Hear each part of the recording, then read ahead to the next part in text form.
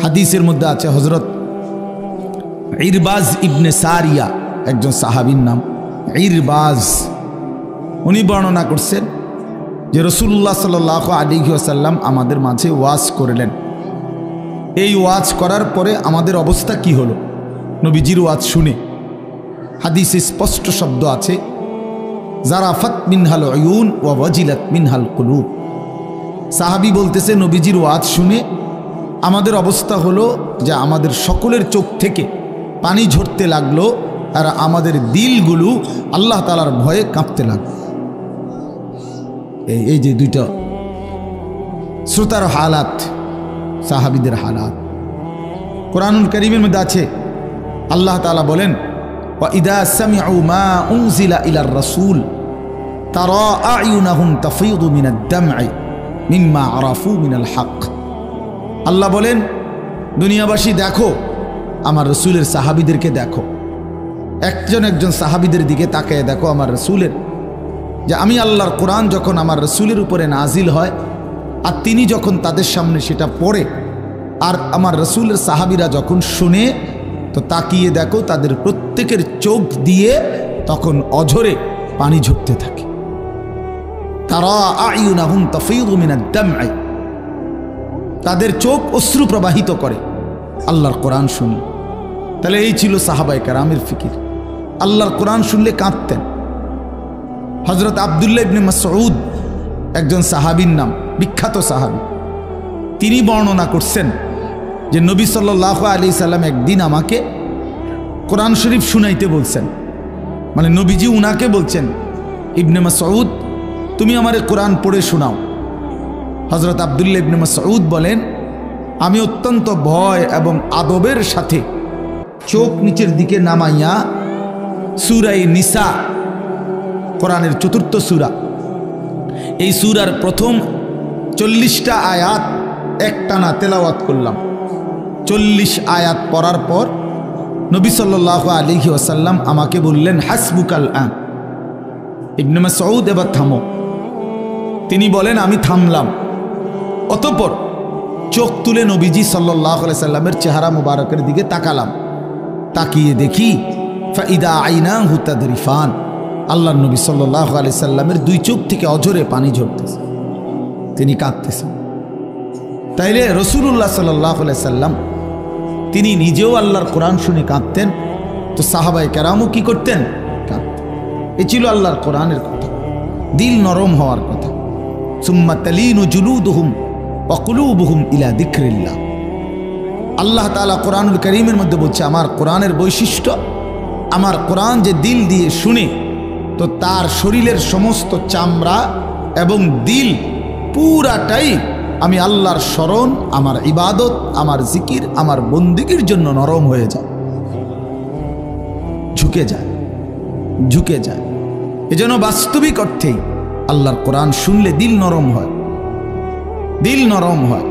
আল্লাহর কোরআন কেউ মনোযোগ দিলে ধীরে ধীরে জিন্দেগি বদলায়। আমাদের পরিবর্তন হয় না কেন? আমরা মনোযোগ দেই না, আমরা গাফলত। বুট খাইতে খাইতে ওয়াজ শুনে তো কি হবে ভাইয়া? বাদাম খাইতে খাইতে ওয়াজ শুনলে পরিবর্তন হবে না। মোবাইল টিপতে টিপতে ওয়াজ শুনলে কদ্দুর শুনলেন, কদ্দুর বুট খাইলেন, চা খাইলেন, কদ্দুর হাইটা আসলেন, তো হইল কি? মুনাসাবাত হইল কি? মুনাসাবাত হইল কি? এই জন্য বাপ, দোস্ত আমার, বন্ধু আমার, প্রিয় ভাই আমার, সবার কাছে অনুরোধ, আল্লাহর কথা মনোযোগ দিয়ে শুনতে হয়। আমার শুধু ওয়াজ না, উলামায়ে কেরামের প্রত্যেকের নসিহত দিল দিয়ে শুনলে আল্লাহ তাআলা জিন্দেগি বদলায় দেয়, আল্লাহ তাআলা আখিরাত সুন্দর করে। আল্লাহর কোরআনের মধ্যে নূর আছে, হেদায়েত আছে, আল্লাহর কোরআনের মধ্যে শিফা, সমস্ত দৈহিক এবং আর্থিক রোগের ঔষধ আছে, ঔষধ আছে। এই জন্য আমরা উচিত এটা, তোমরা যারা নওজোয়ান ছেলে আছো, তোমাদের কাছে অনুরোধ ভাইয়া, আল্লাহর কোরআন শুনো, মনোযোগ দিয়ে শুনো, মোবাইল থেকেই শুনো, তেলাওয়াত শুনো কিছুক্ষণ। আল্লাহর কোরআন শুনলে ধীরে ধীরে দিল নরম হয়, এটা অনেক বড় একটা ঔষধ। আল্লাহর স্মরণ, আল্লাহর জিকির, আফদালুজ যিকরি তিলাওয়াতুল কোরআন। রাসূলুল্লাহ সাল্লাল্লাহু আলাইহি ওয়াসাল্লাম বলেন, সর্বশ্রেষ্ঠ জিকির হলো কোরআনুল কারীমের তেলাওয়াত। রাসূলুল্লাহ সাল্লাল্লাহু আলাইহি ওয়াসাল্লাম সারা রাত দাঁড়িয়ে কোরআনুল করিম তেলাওয়াত করতেন। তাফসীরের মধ্যে স্পষ্ট আছে, সূরা তাহার মধ্যে, সূরা তাহার তাফসীরে আছে নবী সাল্লাল্লাহু আলাইহি সাল্লাম মাঝে মাঝে মসজিদের খুঁটির মধ্যে রাত্রিবেলা নিজের কোমর খুঁটির মধ্যে রশি দিয়ে, গামছা দিয়ে, রুমাল দিয়ে খুঁটি সহ বান দিয়ে নিতেন, আর এভাবে বাইদা এক টানা দাঁড়ায়া ফজরের আজানের আগ পর্যন্ত আল্লাহর কোরআন তিলাওয়াত করছে। হ্যাঁ, স্পষ্ট আছে। এজন্য কোরআনুল করিম আল্লাহ নিজে বলছে, মা আনজালনা আলাইকাল কোরআন লিতাশকা।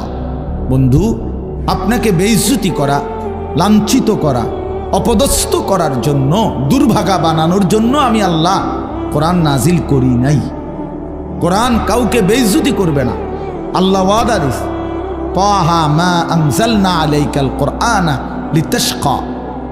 বন্ধু, আমি ওয়াদা দিলাম কোরআন কাউকে বেইজ্জতি করবে না।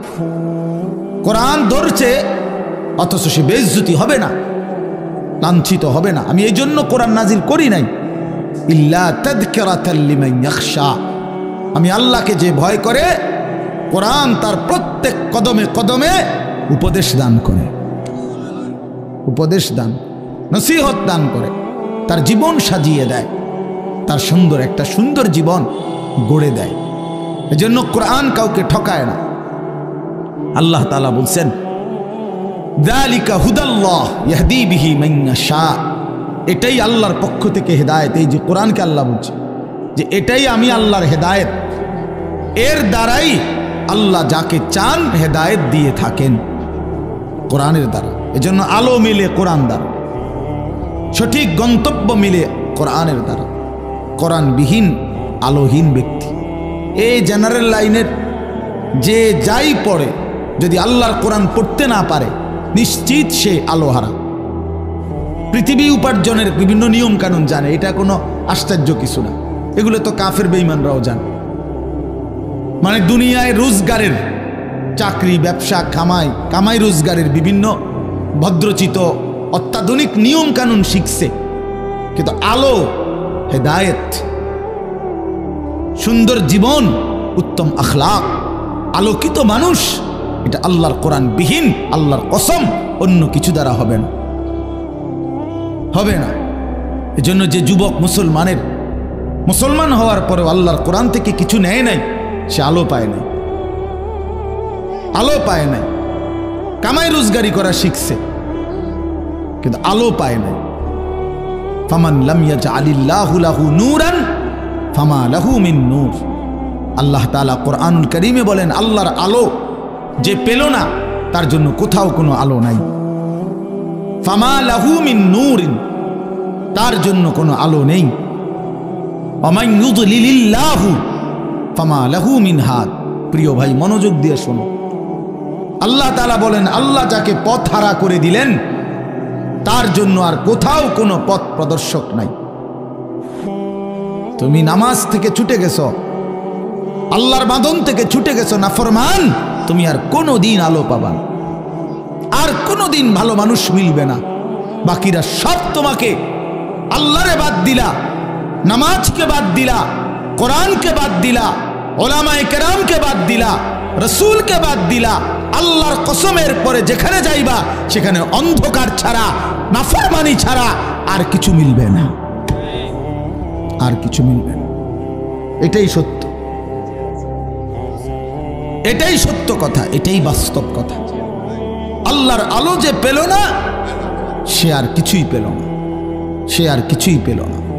আমি এই জন্য সাফ বললাম, প্রিয় ভাই আমার, জেনারেল লাইনে যা মন চায় তুমি পড়ো, যে দূর মনে চায় আরো পড়ো, আরো ডিগ্রি নাও, কোনো অসুবিধা নেই। একবারে হিমালয় পর্বতের উচ্চতা সমান যেন তোমার ডিগ্রি হয়, কোনো অসুবিধা নেই। আটলান্টিক মহাসাগরের গভীরতা পরিমাণ যেন তোমার ডিগ্রি হয়, সমস্যা নাই। কিন্তু আল্লাহর কোরআন থেকে বঞ্চিত হইলা কেন? 16 বছরেও কোনোদিন আল্লাহর কোরআন পড়তে পারো না, কি পড়ালেখা করলাম মিয়া? জেনারেল লাইনে তো আমরাও পড়ছি মিয়া। আমি তো কুমিল্লা ভিক্টোরিয়া কলেজ থেকে মাস্টার্স পাস করছি, সায়েন্স বিজ্ঞান বিভাগ থেকে দাখিল এসএসসি পাস করছি, কামিল পাস করছি, টাইটেল পাস করছি, কওমি মাদ্রাসা থেকে দাওরা পাস করছি, আমার এতগুলো সার্টিফিকেট। ওই দিন খুঁজছি সার্টিফিকেটগুলো কই, এই কয়দিন আগে কই তুইছি এটি কে জানেন, আমি জানিও না ইতাম সার্টিফিকেট ভাত খাইয়া এমনি কুল পাই না। আলহামদুলিল্লাহ, আল্লাহ তাআলা ঠকায় না, আল্লাহকে ধরে বান্দা ঠকে না, ঠকে না। এই জন্য প্রিয় ভাই আমার, বন্ধু আমার, আমি শুরুতে এ কথা বললাম, আল্লাহর কোরআন মুসলমানের যে সন্তান, বাবা, আপনাদের বয়স্ক মানুষ, আপনাদেরকেও বলি, আল্লাহর কোরআন যিনি দেখে দেখে পড়তে পারেন না, সাইয়া সাইয়া কোরআন শরীফটাও শুদ্ধ পড়তে পারেন না, সাইয়া সাইয়াও আপনি বোবা। আমি বললাম আপনি বোবা বোবা বোবা বোবা বোবা। বাকি কথাগুলো না বললেও দুনিয়া ভোগ করা যাইতো। বোবা মানুষ যারা, যারা বোবা, তারা ভাতও খায়, ঘুমও যায়, পেশাব পায়খানাও করে, বিয়েও করে, বোবারও বাচ্চা কাচ্চা হয়। কথা বলেন না কেন? তাহলে বোঝা গেল বাকি দুনিয়া ভোগ করার জন্য বোবাই যথেষ্ট। কথা না বললেও চলতো। যে মালিকের দেওয়া জবান, যার দেওয়া চোখ, যার দেওয়া জিহ্বা, আরে নাফরমান তার কালাম দেখে দেখেও পড়তে পারো না। কি ঘাস কাটলা সারাটা জীবন? কি ঘোড়ার ঘাসটা কাটলা? কি ঘোড়ার ঘাস কাটলা? হ্যাঁ, জিন্দেগি কি কামাই করলা মিয়া? এই মুসলমান, কি জীবন গঠন করলা?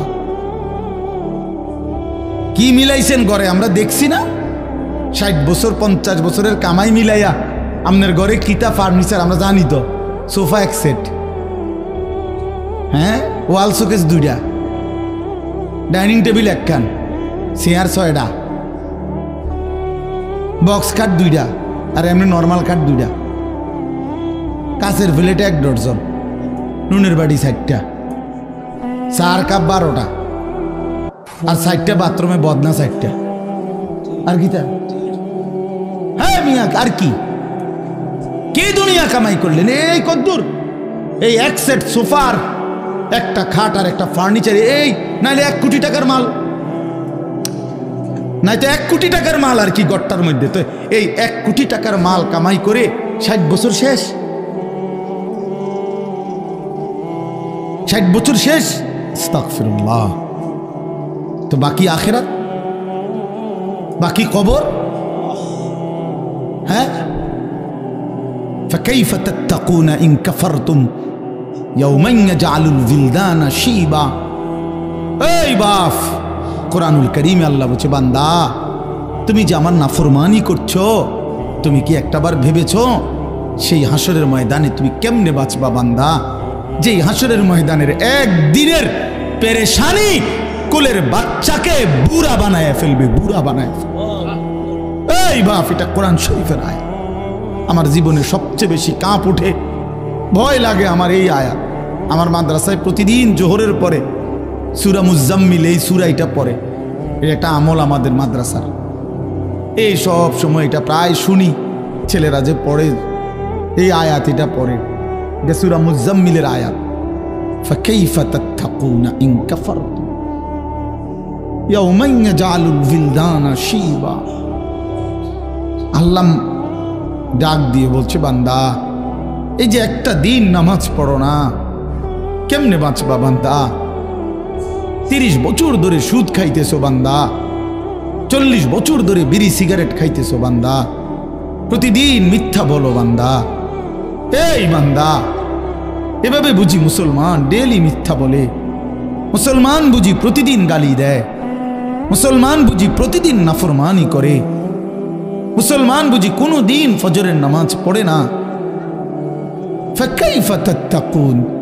বান্দা, এইভাবে যে অব্যাহত নাফরমানি করছো, আসলে কি তুমি বাঁচবা কেমনে? কেমনে বাঁচবা? ইয়াওমান ইয়াজআলুল বিলদানা শিবা, যেদিন বাচ্চাকে বুড়া বানায় ফেলবে একদিন। ওহ, আল্লাহ মাফ করে দেন। ইয়াওয়াদ্দুল মুজরিমু লাউ ইফতাদি মিন আযাবি ইয়াউমিইদিন বিবানিহি ওয়া সাহিবাতিহি ওয়া আখি ওয়া ফাসিলাতিহিল্লাতী তু'বি ওয়া মান ফিল আরদি জামিআ সুম্মা ইউনজি।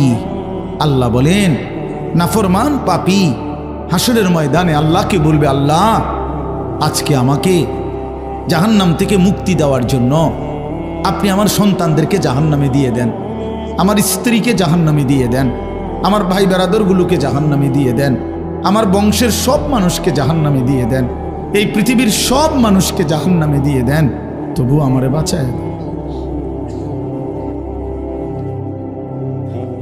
খোদার কসম বাপ, এটা কোরআন শরীফের আয়াত। ওমান ফিল আরদি জামিআ,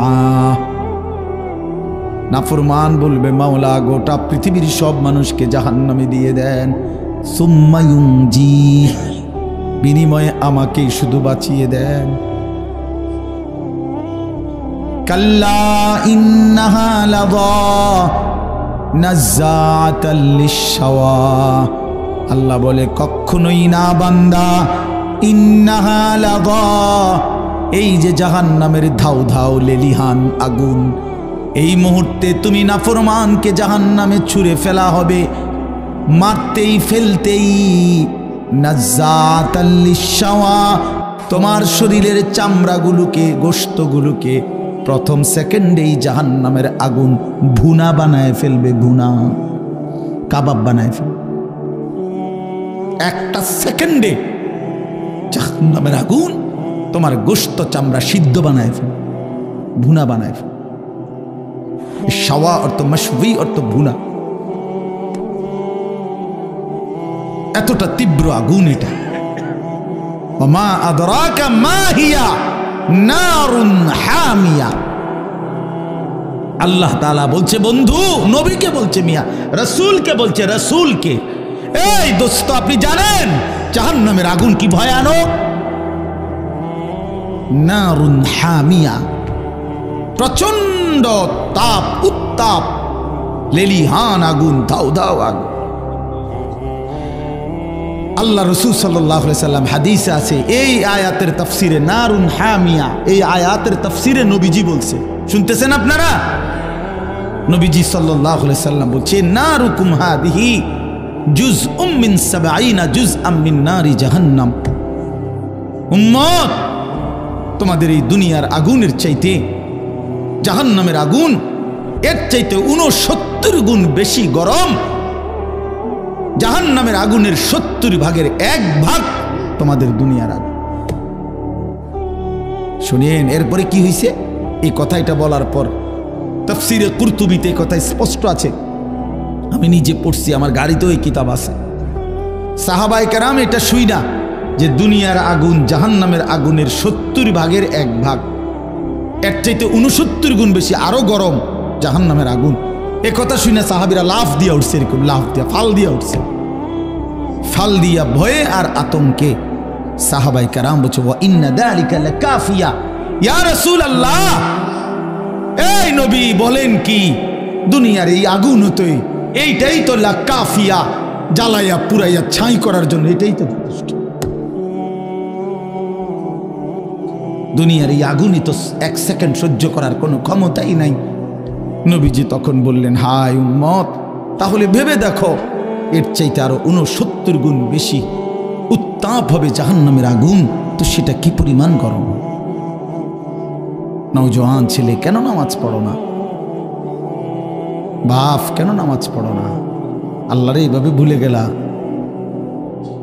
নারীরে এমনি পছন্দ হয়ে গেল, সারা রাত মোবাইলে ছবি দেখো, উলঙ্গ নাচ দেখো, জিনা ব্যভিচারের দৃশ্য দেখো, দিন নাই রাত নাই, ছবি, নারী, অসভ্যতা, নোংরামি, মদ, জুয়া, গাঁজা, ফেন্সি, ইয়াবা, হায় হায় হারামখোর।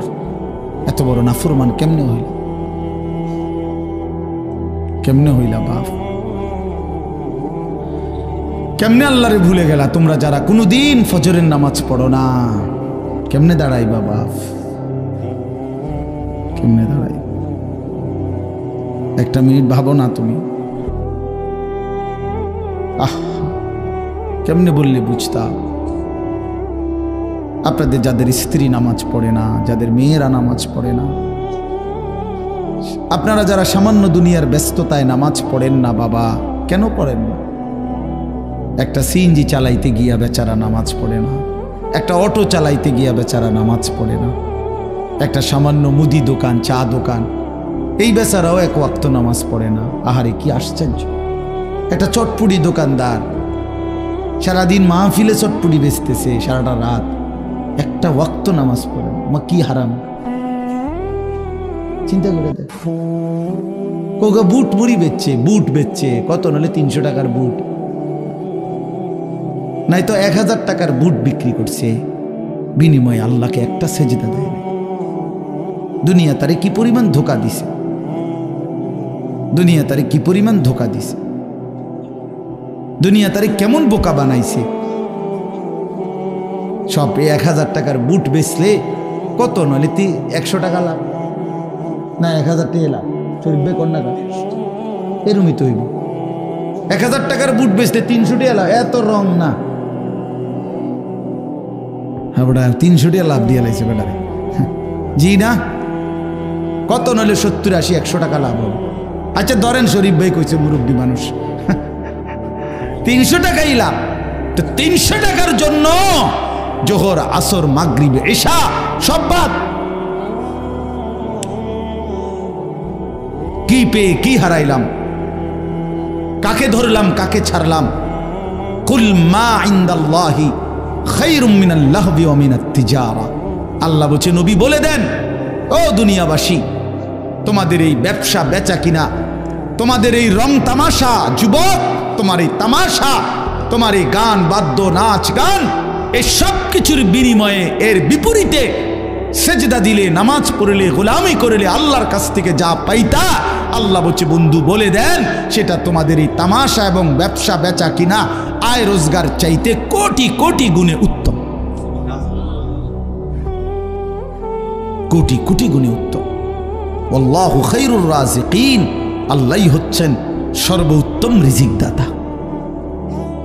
এজন্য প্রিয় ভাই, প্রিয় বাবা, আমার প্রিয় সন্তানরা, ছেলেরা, নওজোয়ান সাথীরা, সবাই মিলে এটা রাত গভীরে আমরা ভাবি, নিজের জীবনের কদর করেন, হায়াতের কদর করেন। এই আয়াত আবার কইলাম, বারবার মনে করবেন যে হুজুরে একটা আয়াত বলছে, ফাকাইফা তাত্তাকুনা ইন কাফারতুম।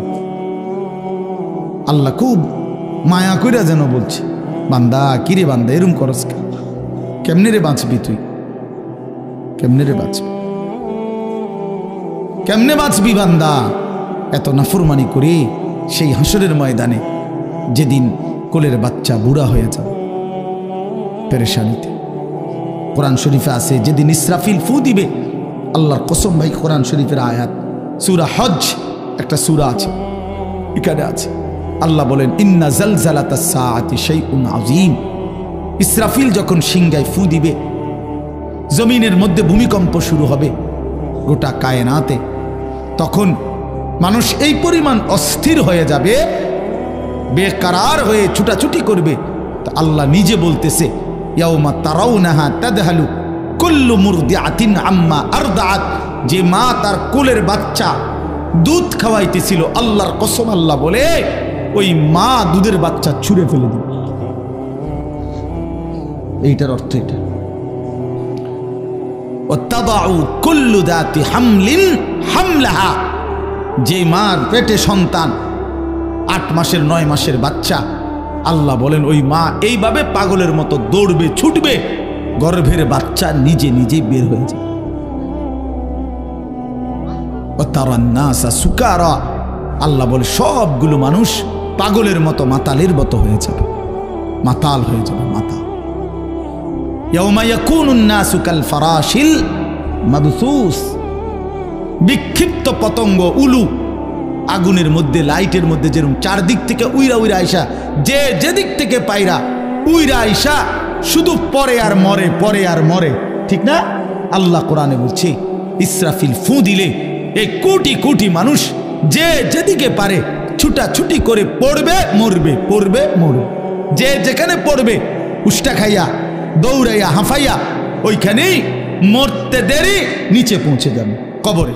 কারণ এখন দাফন করার কেউ নেই, এখন আর দাফন করবে কেউ? কে দাফন করবে? সব তো দৌড়তেছে।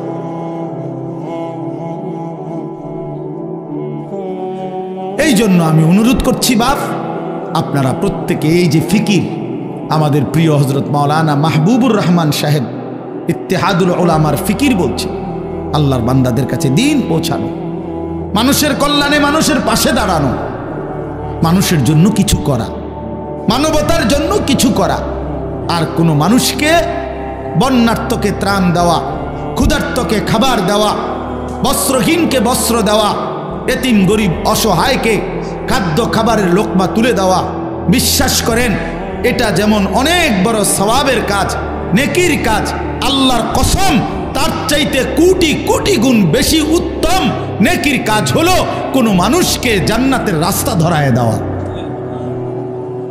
আলোর পথ দেখায় দেওয়া, আখিরাতের রাস্তা বলে দেওয়া, জাহান্নাম থেকে বাঁচার ফিকির করে দেওয়া। এটা বড় খেদমত। নবী সাল্লাল্লাহু আলাইহি সাল্লাম বলেন, ফাওয়াল্লাহি লা আন ইয়াহদিয়াল্লাহু বিকা রাজুলান ওয়াহিদান খায়রুন লাকা মিন হুমুরিন নাআম। নবী সাল্লাল্লাহু আলাইহি সাল্লাম বলেন, আল্লাহর কসম, তোমার দ্বারা একজন ব্যক্তি, রাজুলান ওয়াহিদান, একটি ব্যক্তি আল্লাহর পথ পেয়ে যাওয়া, গোটা আরবের সমস্ত দামি উট তোমাকে হাদিয়া দেওয়া তার চাইতে বেশি উত্তম। রাসূলুল্লাহ সাল্লাল্লাহু আলাইহি সাল্লাম বলছেন, এই জন্য এই মাহফিলের মাকসাদ এটা, আপনাদের জিন্দেগি বদলানো। কারো একজনের কলিজার মধ্যে একটা লোকও যদি, একটা ছেলে, একটা যুবক, সে যদি বুঝে যে আহারে আসলে তো আমার ফজরের নামাজ পড়া দরকার, আমি তো মুসলমান, আমি তো মুসলমান, আমি তো ইমানদার, আমার তো আখিরাত আছে, আমি তো মরতেই হবে। আল্লাহ তাআলা আমাদের সবাইকে বুঝ দান করেন, আল্লাহ তাআলা আমাদেরকে উত্তমভাবে কবুল করে নেন। প্রিয় ভাই, চলেন এই অল্প একটু কোরআনুল কারীমের 30 নম্বর পারা 89 নম্বর সূরা, সূরাটার নাম হচ্ছে ফজর। ফজর, আমরা যে ফজরের নামাজ পড়ি ভোরবেলা, এই ফজরের ওয়াক্ত, এই সূরার নাম এটা ফজর। এই সূরার ছোট্ট সূরা, এটা 30টা আয়াত, এর মধ্যে আমি শেষের 10 আয়াত 21 থেকে 30 তেলাওয়াত করেছি। ইনশাআল্লাহ অল্প একটু সময় আর এই আয়াতগুলোর তর্জমা এবং সামান্য 2-4টা কথা আর পেশ করতে চাই। সূরাটার নাম হচ্ছে ফজর। 5 ওয়াক্ত নামাজের মধ্যে ফজরের ওয়াক্ত, এই ভোর অত্যন্ত গুরুত্বপূর্ণ। ফজরের নামাজ বহুতই দামি নামাজ। প্রিয় ভাই, একটু মনোযোগ দিয়ে শোনো, সবার কাছে অনুরোধ করছি, বিশেষ করে নওজোয়ান ছেলেরা, তোমরা শোনো ভাই, নিজের জীবনের কদর কইরা শোনো, তোমার ভালোর জন্য বলছি ভাইয়া। তু আগার মেরা নিহি বানতা না বান আপনা তো বান, তুমি যদি কারো কোনো উপকার নাই করো তো নিজের ভালো তো করো, নিজের কল্যাণ তো করো ভাইয়া। আপনা তো বান, এটা আল্লামা সৈয়দ আবুল হাসান আলী নদভী রহমতুল্লাহ আলাইহি বলতেন যে, হে যুবক, কারো ভালো যদি নাই করতে পারো, করো না, কমপক্ষে নিজের ভালো করো, নিজের কল্যাণ করো। নিজেরে কেন নষ্ট করে দিবা, নিজেরে কেন বরবাদ করে দিবা? সারা রাত তোমরা যারা না মোবাইলে ছবি দেখো, নাচ গান দেখো, প্রিয় ভাই, শেষ পর্যন্ত কোথায় গিয়ে থামবা? তোমার এই লিপ্সা, তোমার এই যৌন তাড়না, তোমার এই অসভ্য রুচি কোথায় গিয়ে থামবা? কত নারী দেখলে থামবা? কত উলঙ্গ ছবি দেখলে শেষ হবে? কত অসভ্য নারী দেখলে শেষ হবে ভাইয়া? একদিন বেলা শেষে মনে পড়বে, আমার পেছনের জিন্দেগিটা ভুল ছিল, অন্ধকার ছিল, আমি ক্ষতিই করছি নিজের। শারীরিক সক্ষমতা দুনিয়াতেও নষ্ট হবে, আখিরাতটাও বরবাদ হবে। এজন্য তো বলতেছিলাম, এই ফজরের নামাজ অত্যন্ত গুরুত্বপূর্ণ নামাজ।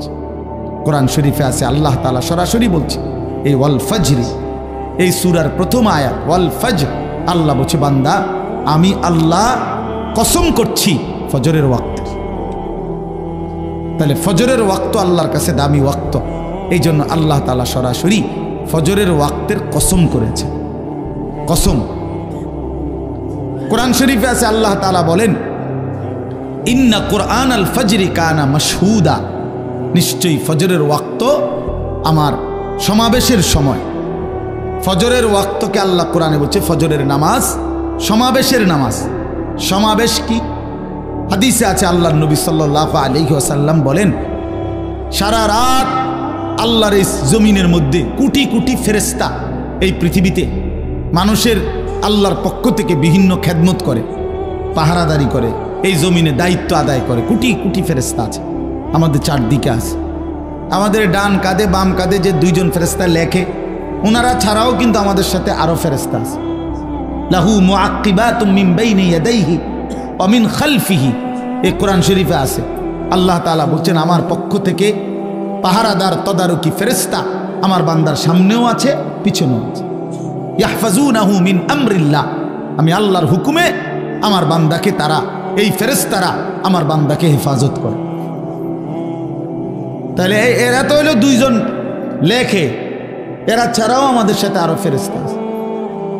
ফেরেশতা আছে এই মানুষের চতুষ্পদ জন্তু যেগুলো মানুষ পালে, এগুলোর কাছে ফেরেশতা আছে। ফেরেশতা আছে, ফেরেশতা আইসা বলে কানে কানে, ভাই সাহেব তোমারে বানাইছে আল্লাহর বান্দার খেদমতের জন্য, কাজে সে এখন দুধ দোহাইবে, গরু গাভী, তুমি ঠ্যাংলাইরো না, মাথা লাইরো না, তোমারে বানাইছেই বনি আদমের খেদমতের জন্য। এরকম অসংখ্য ফেরেশতা অসংখ্য ডিউটি আদায় করে। তো সারা রাত যেই ফেরেশতারা ডিউটি করে, ওনারা ফজরের ওয়াক্তে আসমানে ফিরে যায়। আর দিনের বেলা ফজর থেকে নিয়ে সন্ধ্যা পর্যন্ত আরেক গ্রুপ নতুন ফেরেশতা আসমান থেকে নেমে আসে, ওনারা আবার দিনের বেলা ডিউটি করে। তো এই দুই গ্রুপ, যারা ফজরের ওয়াক্তে উপরে যায়, আরেক গ্রুপ নাইমা আসে। হাদিস আছে আল্লাহর নবী সাল্লাল্লাহু আলাইহি সাল্লাম বলেন, এই রাত্রিবেলার ফেরেশতারাও যাওয়ার সময় ফজরের নামাজ পড়ে যায়, আর যারা ডিউটি করতে নতুন আসে তারাও আইসা ফজরের নামাজে অংশগ্রহণ করে। এই জন্য আল্লাহ তাআলা নবী বলেন সাল্লাল্লাহু আলাইহি সাল্লাম যে রাত্রির সব ফেরেশতা এবং দিনের সব ফেরেশতা এবং ইমানদার বান্দা, নেককার বান্দা সব ফজরের ওয়াক্তে একত্রিত। এই জন্য এটাকে বলে সমাবেশ। সমাবেশ এই জন্য আল্লাহ তাআলা বলেন ফজরের ওয়াক্তে আমার ফেরেশতা আর আমার ইমানদার বান্দা একত্রিত হয়, এটাকে ফজরের ওয়াক্তের গুরুত্ব। এই জন্য আমি দুইটা কথা বলি। এক নাম্বার কথা হলো, সারা রাত যায় ফেরেশতা ডিউটি করলো আমাদের, সে যখন ফজরের ওয়াক্তে নিজে নামাজ পড়ে, সে দেখে আহা আমি যেই বান্দার ডিউটি করলাম ওই নাফরমান তো ফজরের নামাজে আসলো না। তো ফেরেশতা যাওয়ার সময় বলে, তোর উপরে আল্লাহর লানত, সারাটা রাত তোরে পাহারাদারি করলাম, তুই আমার মালিকের সেজদা দিলি না। বুঝো নাই? আবার ওই যে দিনের বেলা সারাদিন যেই ফেরেশতারা ডিউটি করবে, ওরাও যখন আইসা ফজরের নামাজ পড়ে, তো ওই আইসা দেখে নাফরমান ঘুমায়, তো তখন এই ফেরেশতারা বলে, তোর রূপে আল্লাহর গজব পড়ুক, তোরে আমি কি ডিউটি করমু, তুই বেঈমান, তো নামাজই পড়ো না। এই জন্য যুবক, তোমরা যারা ফজরের নামাজ পড়ো না, তোমাদের উপরে আল্লাহ তাআলার কোটি কোটি ফেরেশতা ফজরের ওয়াক্তে লানত দেয়। তোর রূপে খোদার অভিশাপ, আল্লাহর লানত, ফেরেশতার লানত। আর অভিশপ্ত জীবন সুখের হয় না। লানতের জীবন কি হয় না? সুখের হয় না। লানতের জীবন সুখের হয় না। হ্যাঁ, এটা মনে রাখতে হবে। জীবন মানে শুধু ভাত তরকারি না, আমি তো খানা খাইতে পারতেছি, আমি তো ঘুমাই, আমি তো পেশাব পায়খানা করি, আমার তো যৌন চাহিদা পূরণ হয়, আর অসুবিধা কি? আরে বেটা, এগুলো তো কুত্তারও পূরণ হয় বেটা। কুত্তাও তো খায়, কুত্তাও তো খায় বেটা, কুকুরও তো খায়, কুকুরও তো ঘুমায়, কুকুরও তো পেশাব পায়খানা করে, কুত্তারও তো যৌন চাহিদা পূরণ হয়, নাহলে কুকুরের বাচ্চা হয় কেমনে? কথা বলেন না কেন? তাহলে এই জরুরতগুলো তো জানোয়ারেরও পূরণ হয়। খানা, ঘুম, পেশাব পায়খানা, যৌন চাহিদা, এটুকুর নামই যদি হয় জীবন, তা আমার সাথে জানোয়ারের তফাৎ কি? বলে না কেন? বলেন। এই যুবক, বেনামাজি যুবক, বলো তোমার সাথে জানোয়ারের তফাৎ কি?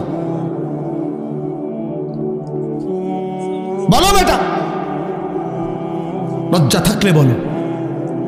এতটুকু হায়া যদি না থাকে, এতটুকু আকল যদি না থাকে, তো কি গোড়ার ডিম পড়লা? যাই পড়ছো কিছু তো পড়ছো, জেনারেল পড়াই পড়ো না তো। তুমি না কিছু পড়ালেখা করছো বলে, তুমি না কিছু ক্লাস পড়লা, তো কি পড়লা ভাইয়া? মালিক চিনো না, মুনিব চিনো না, আখলাক চিনো না, আল্লাহর গোলামি চিনো না, তো কি শিখলা? আপনাদের বাবাদেরকেও বলি, আপনারা আপনাদের ছেলেকে, বেনামাজি সন্তানকে বলেন না কি শিখাইলেন, কি শিখাইলেন, কি শিখাইলেন? কারো ফিকির নাই। স্ত্রী সন্তান এদের দিন নিয়া, নামাজ নিয়া, বউটা কোনোদিন পর্দা করে না, বেটার কোনো আওয়াজে নাই। মেয়েটা পর্দা করে না, বাপের চোখে পানি নাই, মার চোখে কোনো টেনশনে নাই, কোনো টেনশন। ৮-৭ পোশাক পরে মেয়েটা প্রতিদিন বাইরে যায়, বেচারা মা একটাবারও ভাবে না, হায় হায় আমার মেয়ে যে এরকম 16 বছরের আমার মেয়েটা যে এরকম ৮-৭ কাপড় পরে যাচ্ছে, পোশাক পরে যাচ্ছে, রাস্তার ছেলেগুলো দেখলে কি ভাববে? কি এর কোনো শরম বলতে কিচ্ছু, কোনো হায়া লজ্জা নাই, কোনো হায়া লজ্জা। আস্তাগফিরুল্লাহ, কারো কোনো এই নিয়ে টেনশন নাই। ছেলেটা যে আপন ঘরে, মা বাপ জীবিত, মা বাপ জীবিত, তার মা বাচ্চা রয়েছে, বাপ বাচ্চা রয়েছে, এই ঘরে ওনারা ঘুমায়, আর ওই ঘরে এই নাফরমান 365 দিনে 18 বছরের এই দামরা, 16 বছরের এই দামরা কোনোদিন ফজরের নামাজ পড়ে না, অথচ মা বাপ জীবিত। এ কেমন মা বাপ, এ কেমন সন্তান? এই মা বাপের সার্থকতা কি? এই সন্তানের এই জীবনের কি অর্থ বলেন বাবা, বলেন।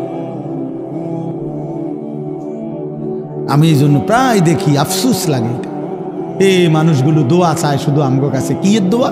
হুজুর, হুজুর দোতলার ছাদ ডালাই, একেবারে কদ্দুর খাস করে দোয়া করেন, খাস মানে বৃষ্টি যাতে না হয়, খাস দোয়া। হ্যাঁ, সিমেন্ট দিয়ে দেবো গা, খাস দোয়া। দোতলার ছাদ ডালার দিন খাস দোয়া। হুজুর একটা গাড়ি কিনছি, কদ্দুর খাস করে দোয়া করেন যাতে অ্যাক্সিডেন্ট না করে, যাতে তেল ছাড়া চলে, গ্যাস ছাড়া, খাস দোয়া। হ্যাঁ, মোটর সাইকেল কিনছে, দোয়া করেন। হুজুর এই ভিড়টা লইছি বাজারে, কদ্দুর খাস দোয়া করেন, তাই না? হুজুর দোকানটা দিছি, কদ্দুর খাস করে দোয়া করে দেন। আমনে দোয়া করে বাইর হইলেই, হ্যাঁ, টেলিভিশনটা চালামু। হ্যাঁ, চা দোকানদার তো এটাই বলে, ঠিক না? যে হুজুর আমনে খাস করে দোয়া করে দেন যাতে এই টেলিভিশন চালানোর পর থেকে আর একটা মিনিট যেন কারেন্ট না যায়।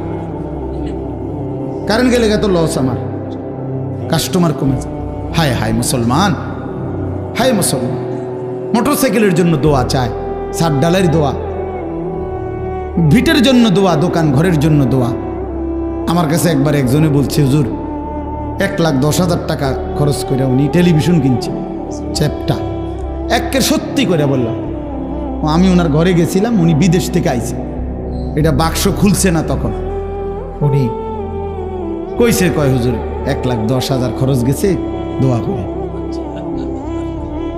আমিও দোয়া করছি, এবারটা যে হওয়াদের, আমি তো এই হওয়াদের, আমি দোয়া করছি, ভাই দোয়া করি খাস ভাবে আপনার ঘরে টেলিভিশন লাগাইবার পর থেকে যেন কখনোই কারেন্ট না যায়, আপনার বউ বাচ্চা যেন 24 ঘন্টা টেলিভিশন দেখতে পারে, নাচ গান সব যেন দেখে, আপনার ঘরে যেন সারাক্ষণ আপনার বউ বাচ্চা যেন বৈশা টেলিভিশন চাইতারে।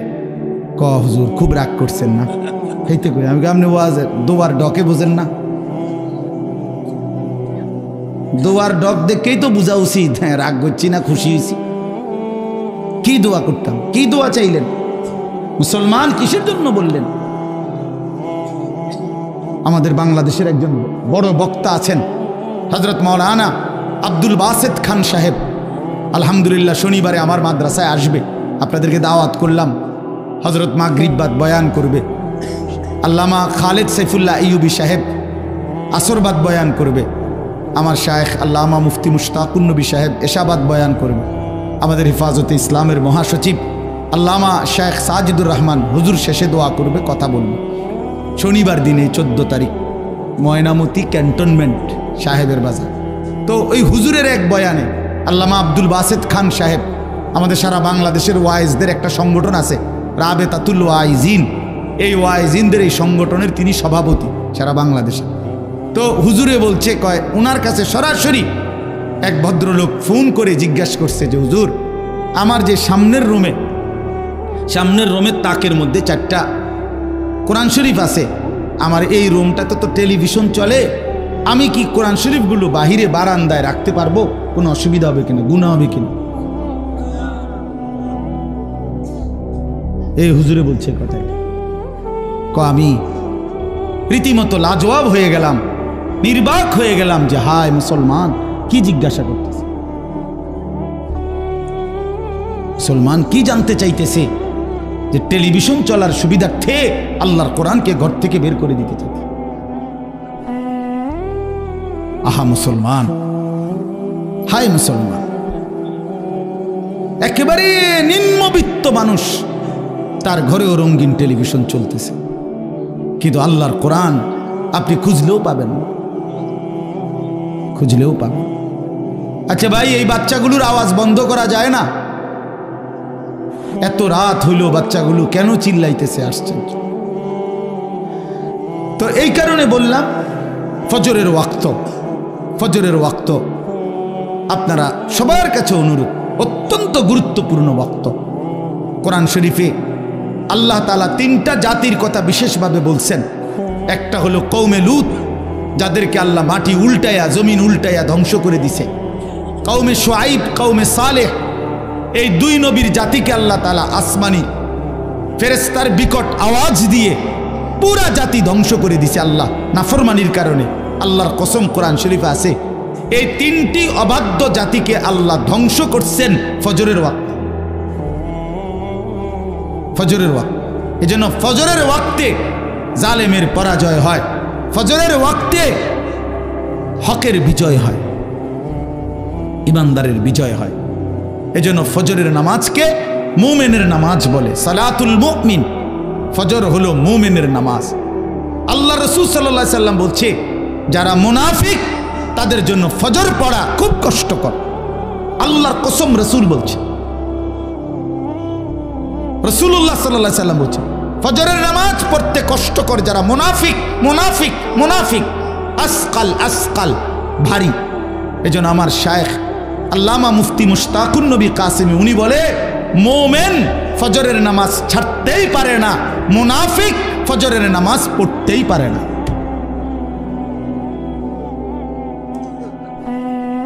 এজন্য খামখেয়ালি করেন না, ফজরের নামাজ বহুত গুরুত্বপূর্ণ।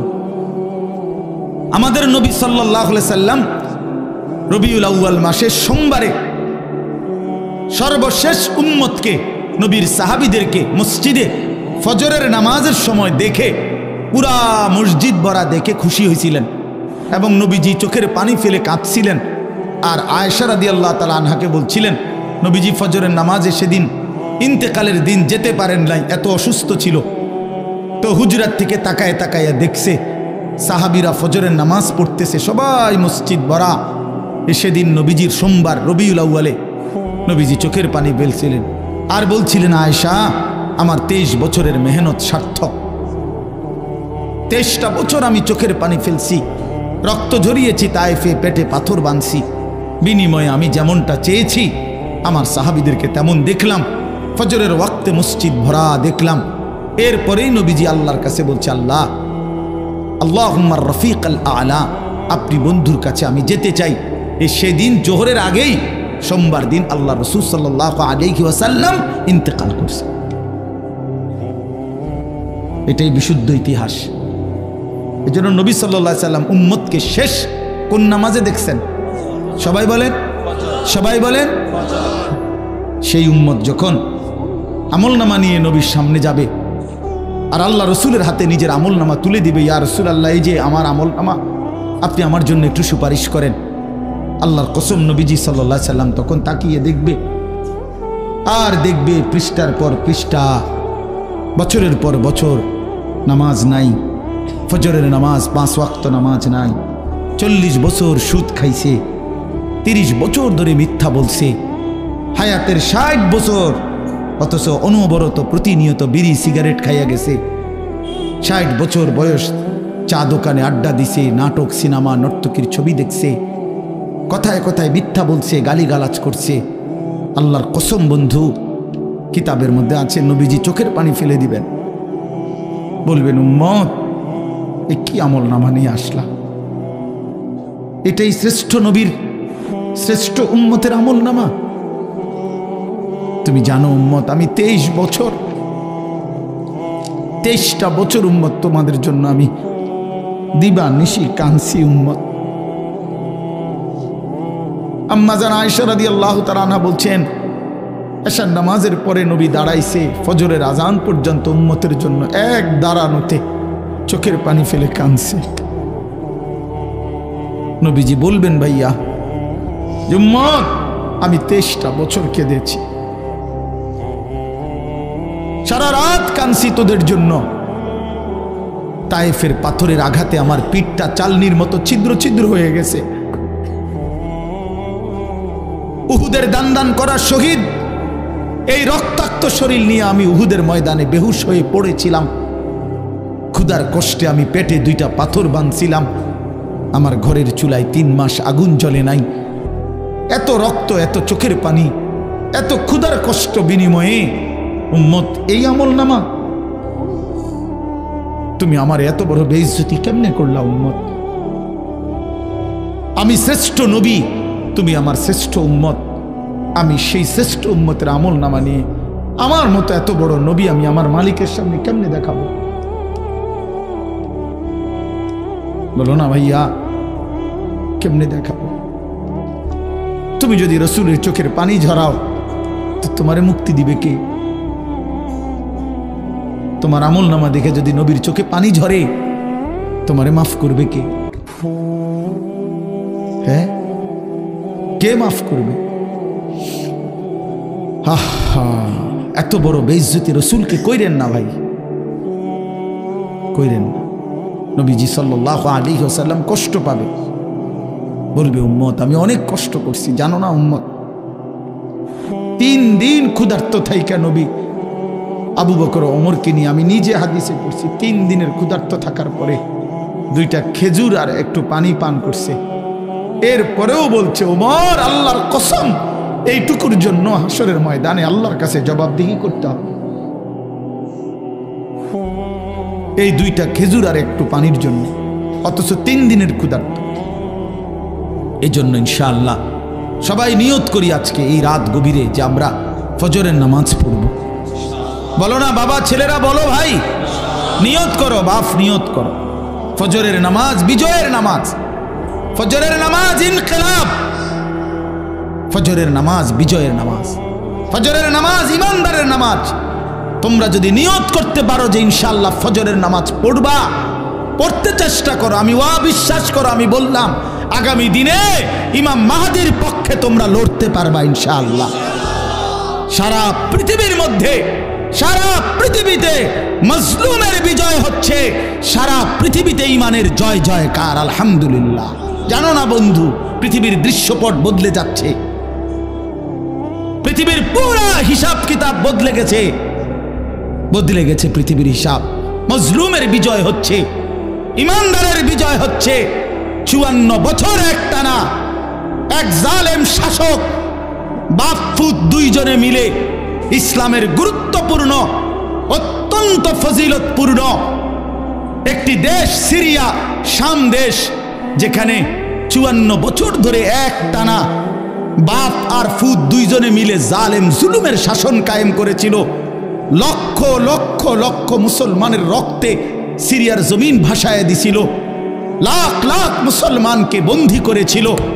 সেই সিরিয়ার জালেম স্বৈর শাসক ফ্যাসিস্ট ওই জালেম গত 8 ডিসেম্বর, এই ডিসেম্বর মাসের 8 তারিখ, সেও ওইখানে ইমানদার মুজাহিদিনদের আক্রমণের মুখে ওই বেঈমান, ওই নাফরমানেও সে নিজ দেশ ছেড়ে পালায় গেছে, পালায় গেছে। শোনেন নাই আপনারা? এই 8 তারিখ নতুন উইকেট পড়ছে, জানেন না? হ্যাঁ, নতুন উইকেট পড়ছে 8 তারিখ। ইতিমধ্যে 2 উইকেট পড়ে গেছে। 5ই আগস্ট 1 উইকেট পড়ছে, আর 8 30 ডিসেম্বর দ্বিতীয় উইকেট পড়ছে।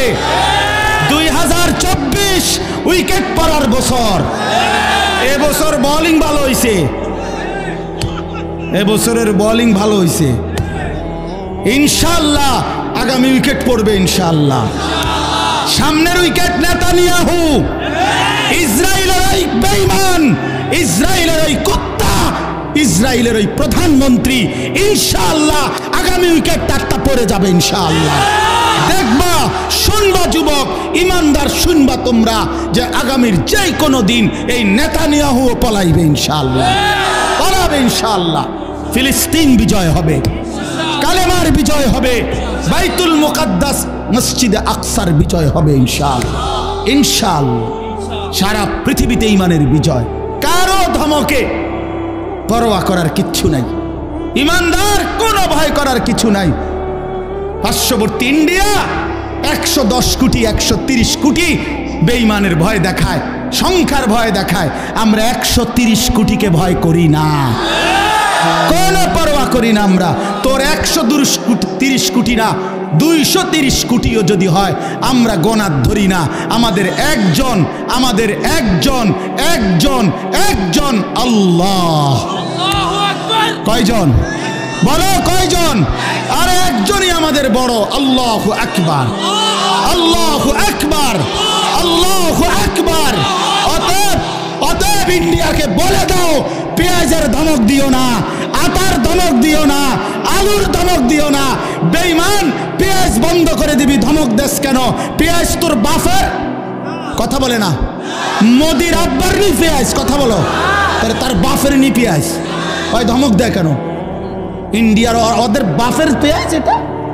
তোর বাফে উৎপাদন করে পেঁয়াজ বেটা। আলু তোর বাফের আলু, তোদেরকে আলু, পেঁয়াজ, খাদ্য, খাবার এক এক লোকমা তোদেরকে যিনি খাওয়ায় বেঈমান, তিনি তো আমার আল্লাহ, আমার আল্লাহ। আরে তোর কি, তোদের মূর্তি ছাড়া আছে কি আর? আমাদের আল্লাহ তোদেরকে খাওয়ায়, আমারে ধমক দেব, এটা কি কথা? আরে বেওকুফ, তুই কারে ধমক দেস বেটা? তোদেরকে যিনি খাওয়ায় তিনি আমার আল্লাহ, ঠিক কি না বলো যুবক? কার আল্লাহ? আমাদের বলবা না, আমার বলো, আমার আল্লাহ। আমার আল্লাহ খাওয়ায়, আমার আল্লাহ, আমার আল্লাহ ওদেরকে খাওয়ায়। 130 কোটির কোনো হিসাব নাই। পেঁয়াজ রসুনের ধমক দিলে কোনো লাভ নাই ইনশাআল্লাহ। 56,000 বর্গ মাইলের 1 ইঞ্চি জমিন বাংলাদেশের জমিন। এটা কোরআনের জমিন, এটা ইসকনের জমিন না। অতএব এই দেশে হিন্দু থাকবে, হিন্দুদের সাথে কোনোদিন আমরা জুলুম করি নাই।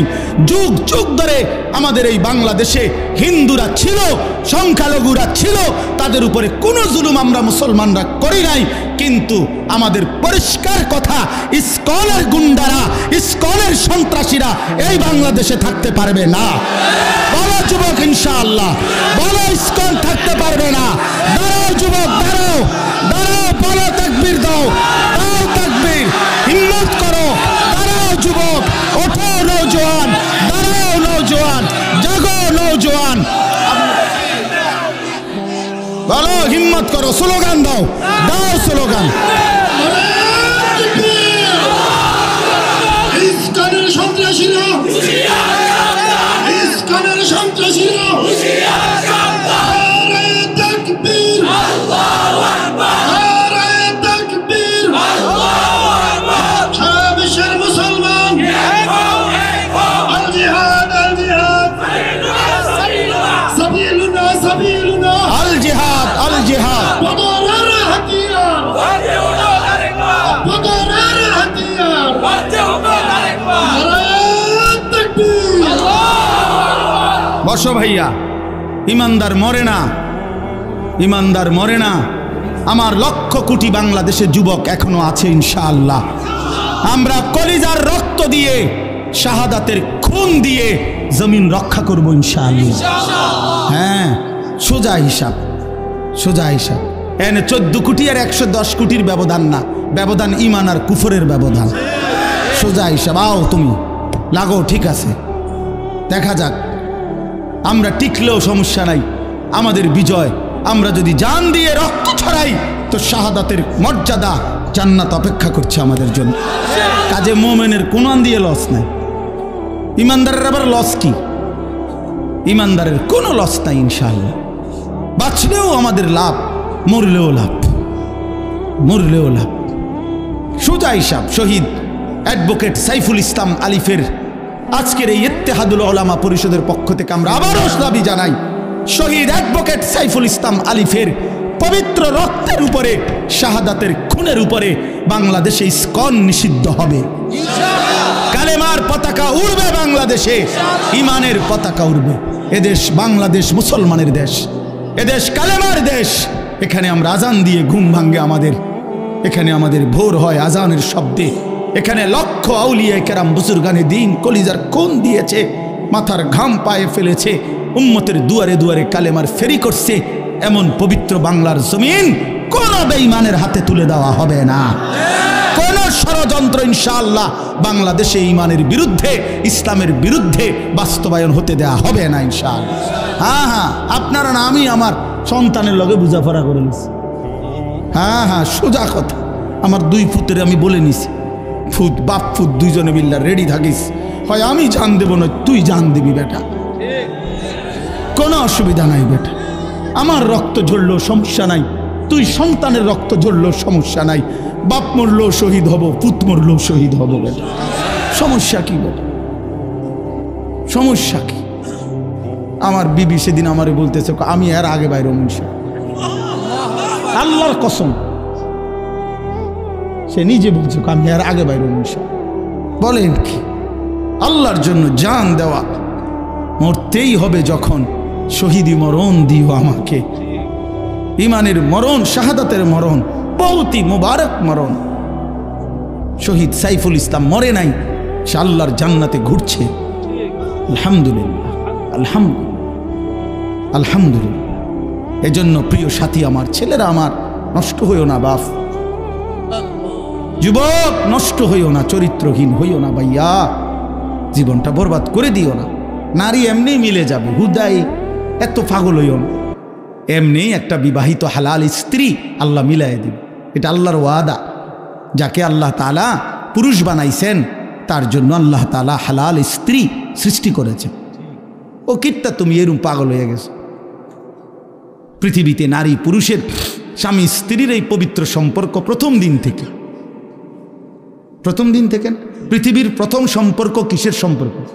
স্বামী স্ত্রী সম্পর্ক। আরে আদম হাওয়া কি ছিল? বোঝো নাই কথা? পৃথিবীর প্রথম সম্পর্ক কিসের সম্পর্ক? স্বামী স্ত্রী সম্পর্ক। আদম হাওয়া তো কি ছিল?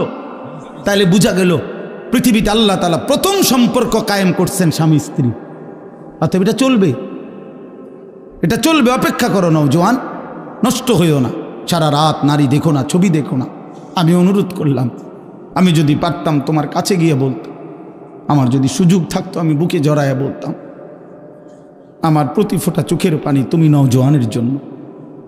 তুমি বদলাইলে পৃথিবী বদলায় যাবে ইনশাআল্লাহ। যুবকের সেজদা আল্লাহর আরশ কাইপা ওঠে।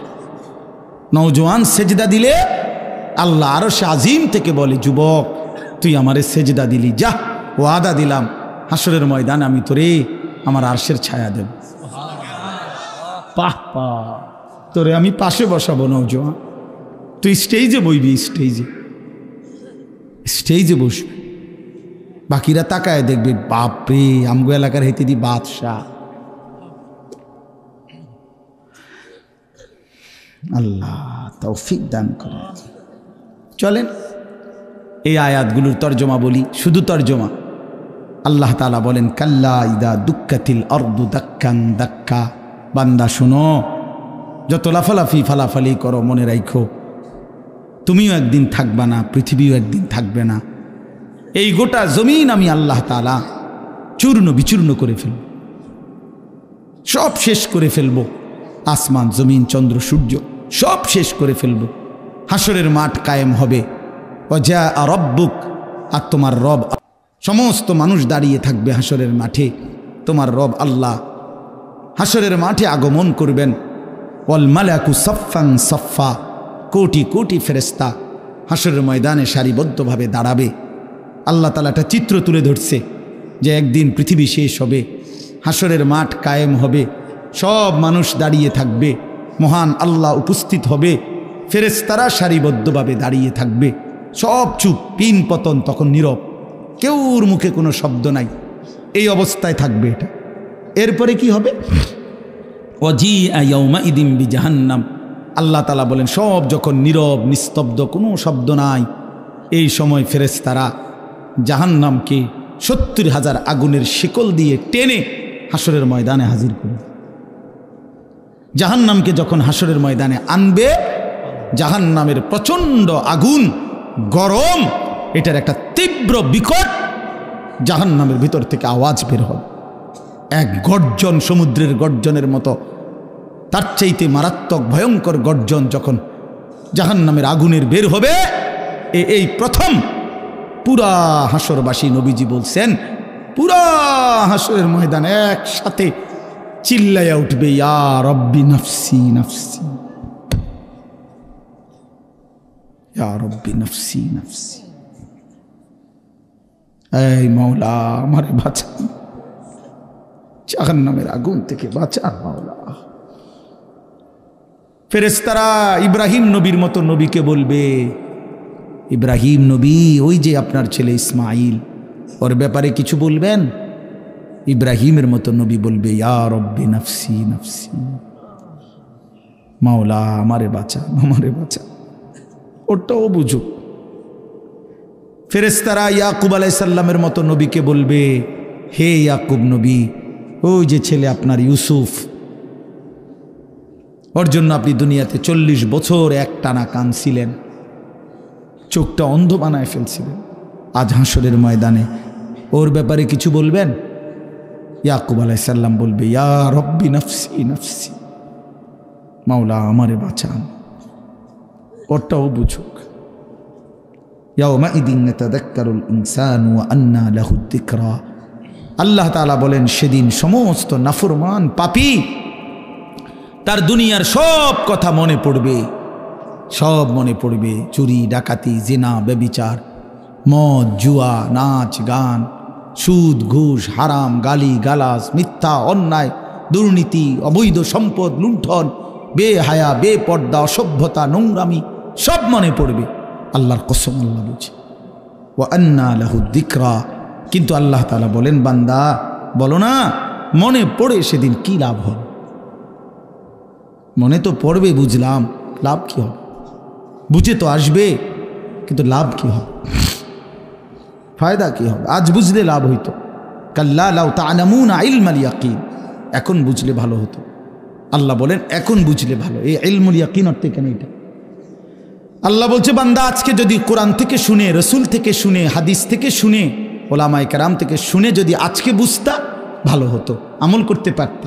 নয়তো লাতারাবুন্নাল জাহিম, একদিন জাহান্নামকে নিজের চোখে দেখবা, সেদিন বুঝে কোনো লাভ হবে, সেদিন বুঝে লাভ হবে না। উঠো না আর উঠো না, এই শেষ শেষ তর্জমা বলতেছি শেষ। ইয়াকুলু ইয়া লাইতানি কদ্দামতু লি হায়াতি, এই শুনেন প্রতিটা নাফরমান তখন বলবে হায় আমি যদি দুনিয়ার হায়াত থাকতে আজকের এই আখিরাতের জন্য কিছু পাঠাইতাম। আমার তো সম্পদ ছিল যদি দান করতাম, আমার তো সময় ছিল যদি সেজদা দিতাম, আমার তো শরীর ছিল যদি আল্লাহর গোলামি করতাম। আহা কি করলাম, আহা কি করলাম, আহা কি করলাম। ফায়াউমাইদিন লা ইউআযযিবু আযাবাহু আহাদ ওয়ালা ইউসিকু ওয়াসাকাহু আহাদ। আল্লাহ বলে বান্দা বিশ্বাস করো সেদিন হাসরের ময়দানে আমি আল্লাহ তোমারে যেই আযাব দিব, শাস্তি দেবে, এমন শাস্তি বান্দা তোমারে আর কেউ কোনোদিন দেয় না। আল্লাহ নিজে বলতে, এটা কিন্তু ভয়ানক কথা। আল্লাহ নিজে বলতেছে বান্দা তোরে সেদিন যেই আযাব দেব আমি, এমন আযাব তোরে আর কেউ দেয় নাই, এমন মারা তোরে আর কেউ মারে নাই বান্দা, তুই বুঝবে। ফায়াউমাইদিন লা ইউআযযিবু আযাবাহু আহাদ, আল্লাহর আযাবের মতো আযাব আর কেউ তোমাকে দেয় নাই। ওয়ালা ইউসিকু ওয়াসাকাহু আহাদ। আল্লাহ বলে ফেরেশতারা এই নাফরমান তোরে হাসরের ময়দানে যেই বাঁধাটা বাঁধবে এমন বাঁধা তোরে আর কেউ বাঁধে না, এমন বাঁধা তোরে আর কেউ বাঁধে না।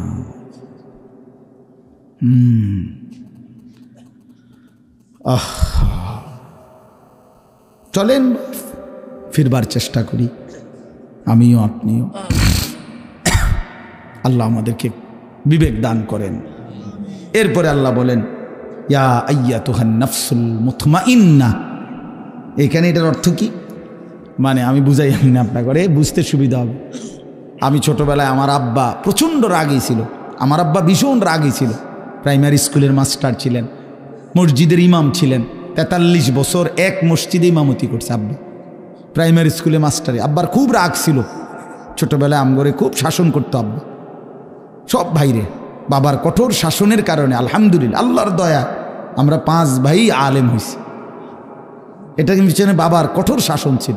যাই হোক, তো আব্বা মাঝে মধ্যে ছোট লাঠি নিত। আমার ভাইদের কোনো, আমার বড় কোনো ভাইরে যদি মারার জন্য ধরতো, লাঠি লইছে মনে হয় মারবো কোনো কারণে, তা আমার মনে আছে আমি বা আমরা কাইন্দে দিতাম, ভ্যা করে কাইন্দে দিতাম। তা আব্বা তখন কইতো আরে না না তোরে তোরে তো আব্বা মারছি না, তুই আব্বা কাছে তোরে তো কিছু করি না।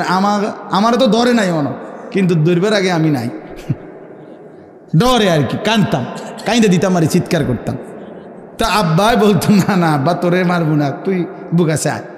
তো আল্লাহ তাআলা এখানে বলতেছে এই নাফরমানের বান্দা ফিডা দেখলে, ইমানদার বান্দা নেককার বান্দা যদি আবার ঘাবড়ায় যায়, হায় হায় কি হইতেছে, তো আল্লাহ তাআলা নিজে তখন ডাক দিবে ইয়া আইয়াতুহান নাফসুল মুতমাইন্না, এই আমার ইমানদার বান্দা প্রশান্ত আত্মা, জিন্দেগি ভর আমার গোলামি করেছো, আমার গোলামি করেছো, আমার হুকুম মানছো, ইরজিই ইলা রাব্বিক, আরে তুমি আমার কাছে আসো বান্দা, এদিকে আসো, তুমি ঘাবড়াইও না, এই ফিডাফিডি বান্দা বান্দি দেখা তুমি ঘাবড়াইও না, তুমি আমার কাছে আসো, রাদিয়াতাম মারদিয়া, আমিও তোমার উপরে রাজি, তুমিও আমার উপরে রাজি, কোনো কথা।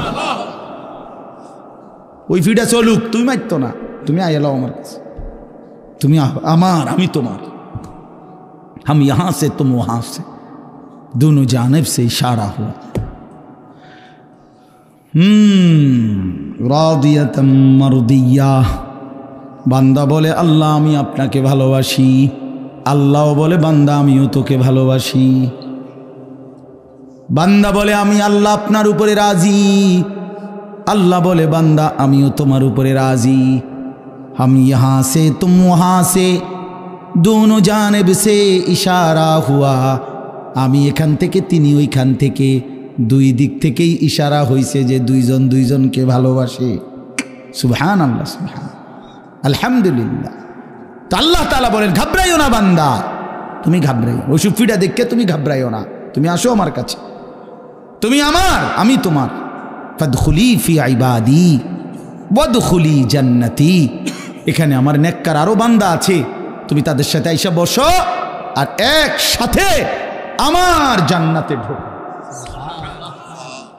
এই কথাটা শেষ শোনেন, এ ওয়াদখুল, তো শুনুনি তুমি, ওয়াদখুলি জান্নাতে, ও আমার ছাত্র, এই জন্য বারবার এর দিকে তাকাই দেন, অনেক মহব্বতের ছাত্র। তো ওয়াদখুলি জান্নাতি অর্থ হইল, একটা মজার কথা শুনেন, আমার একজন ঘনিষ্ঠ মানুষ গতকালকে, তো আমি মাহফিলে যাব, তো ওনারে ফোন দিছি, ভাই আপনি কই? কয় হুজুর আমি তো মাহফিলে যাবো আপনার। তা আমি বললাম না, আপনি আমার গাড়িতে যাবেন, আপনি অপেক্ষা করেন, আপনি আমার গাড়িতে যাবেন, কামনের গাড়িতে আমার নিবেন। আমি হ্যাঁ, এইটা বলছি, আর যে সে এতটা খুশি হয়েছে যে আমার গাড়িতে নিব বলছি। তো এই তাফসিরের মধ্যে লিখছে ইমানদার নেককার বান্দারা সারাটা জীবন যারা আল্লাহর গোলামি বন্দিগি হুকুম মানছে, আজকে যখন হাসরের ময়দানে আল্লাহ নিজে বলবে ওয়াদখুলি জান্নাতি, আমার জান্নাতে ঢোকো, আল্লাহর কসম ইমানদার বান্দা বলবে মাওলা আমি সব পাইয়া গেছি, আমার আল্লাহ তো বলবে আমার জান্নাতে ঢোকো, জান্নাতি, আমার জান্নাতে ঢোকো।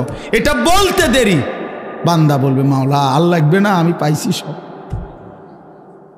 আমি সব পাইছি, আমি সব পেয়েছি, আপনার জান্নাতে আমাকে ঢুকতে দিবেন, এর চাইতে বড় পাওয়া আমার কি।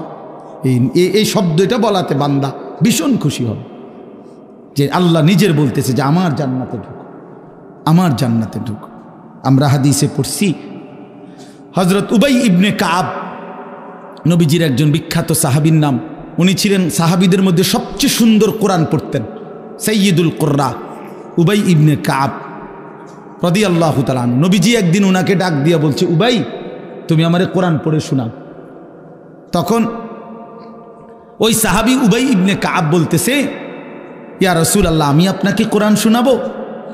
আমরাই তো আপনার কাছ থেকে শুনি শিখি, আপনার উপরে কোরআন নাজিল হয়, আমি কেমনে, আমার সেই সাহস কোথায় আপনাকে শোনাবো? তো আল্লাহর নবী সাল্লাল্লাহু আলাইহি সাল্লাম বলছেন, উবাই, মহান আল্লাহ পাক রব্বুল আলামিন তোমার নাম উল্লেখ করে জিব্রাইলকে পাঠাইয়া আমারে বলছে তোমার কাছ থেকে আমি আল্লাহর কোরআন মালিকের কালাম শুনতে। এই তখন হাদিসে স্পষ্ট আছে এই সাহাবী একটা পাগল হয়ে গেছে, কয় কি? তো উনি 3 বার একটা কথা জিগাইছে পরপর, আসাম্মানি আল্লাহ, আসাম্মানি আল্লাহ ইয়া রাসূলুল্লাহ, আর আমার নাম বলছে আল্লাহ, আমার নাম? নবীজি বলেন, হ্যাঁ তোমার নাম। উনি আবার বলছে আসাম্মানি আল্লাহ, আহারে মনে মনে কথা আটকাই গেছে না মহব্বত ওনার, ইয়া রাসূলুল্লাহ বলেন কি, আমার নাম নিছে মালিক। নবী বলছে, হ্যাঁ তোমার নাম। আবার বলছে উনি, আমার নাম? বলছে, হ্যাঁ তোমার নাম।